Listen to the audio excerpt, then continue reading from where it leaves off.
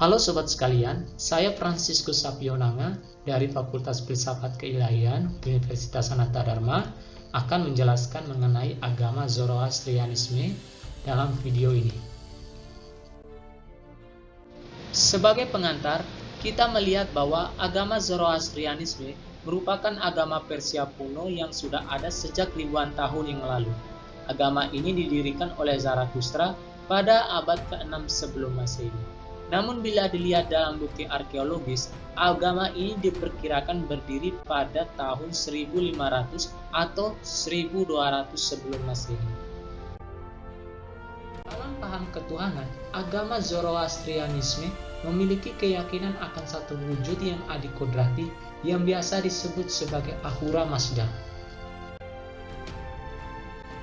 Namun dalam konsep ketuhanan tersebut, agama ini memiliki prinsip dualisme, di mana mereka mempercayai adanya dua Tuhan, yaitu Tuhan kebaikan, yaitu Ahura Mazda atau Spenta Mainyu, dan Tuhan kejahatan, yaitu Ahriman atau Anggro Mainyu. Walaupun dalam agama ini memiliki prinsip dualisme, namun mereka hanya mengakui satu Tuhan yang mutlak dan maha kuasa, yaitu Ahura Mazda.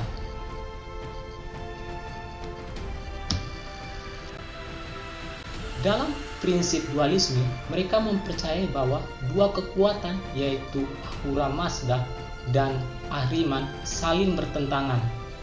Dalam pertentangan tersebut, Ahura Mazda memenangkan dan mengalahkan Ahriman. Di sini, Ahriman dan para pengikutnya akan dimusnahkan oleh Ahura Mazda untuk selama-lamanya. Poin selanjutnya yaitu mengenai konsep manusia. Dalam ajaran Zoroastrianisme juga terdapat konsep manusia, dan hal ini dapat ditemukan dalam kitab Nasihat Zarathustra. Kitab ini berisi tentang konsep manusia yang bersifat katekismus pertanyaan dan jawaban. Pertanyaan-pertanyaan dalam teks ini berkiar tentang siapa saya milik siapa, dari mana asal saya, dan kemana saya kembali.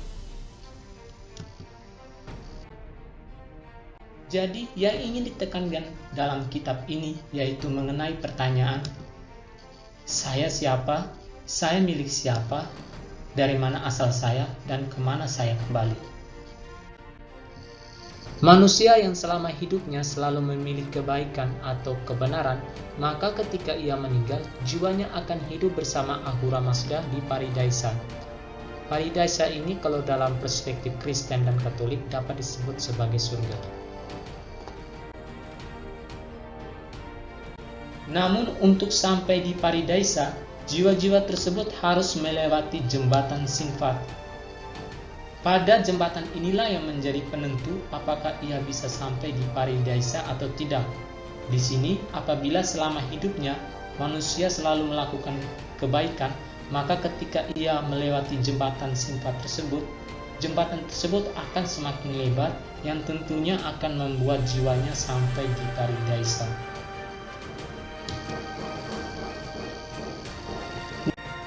Namun apabila selama hidupnya ia selalu melakukan kejahatan, maka ketika ia meninggal, jiwanya akan jatuh ke dalam Gehanama ketika melewati jembatan Sinvat.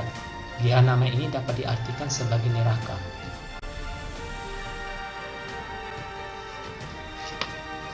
Selanjutnya yaitu mengenai masyarakat.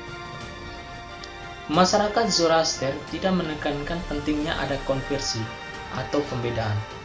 Mereka berusaha mempertahankan agamanya sebagai agama yang khas dalam komunitas mereka.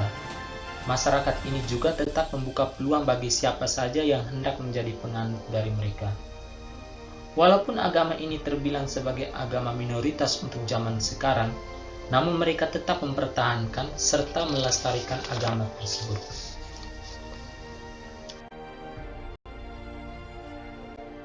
Agama Zoroastrianisme mempercayai bahwa alam semesta ini diciptakan oleh Ahura Mazda. Alam semesta ini terbagi dalam 4 periode waktu hingga mencapai 12.000 tahun. Setelah itu akan terjadi pembaharuan alam semesta. Poin selanjutnya yaitu mengenai dunia universal secara global. Secara global kita mengetahui bahwa agama Zoroaster pernah menguasai atau berkembang luas meliputi kawasan Timur Tengah yang merupakan kawasan asal-usul budaya manusia. Maka tidak heran bahwa agama ini telah mempengaruhi agama-agama yang timbul sesudahnya dan mempengaruhi peradaban massa. Sebagaimana dicatat oleh ahli sejarah yang bernama Arnold Toynbee, mengatakan bahwa aliran Zarathustra saat ini telah memberi kontribusi yang besar pada dunia peradaban monoteis seperti Yahudi, Kristen, maupun Muslim. Ini saja video dari saya. Terima kasih. Tuhan memberkati.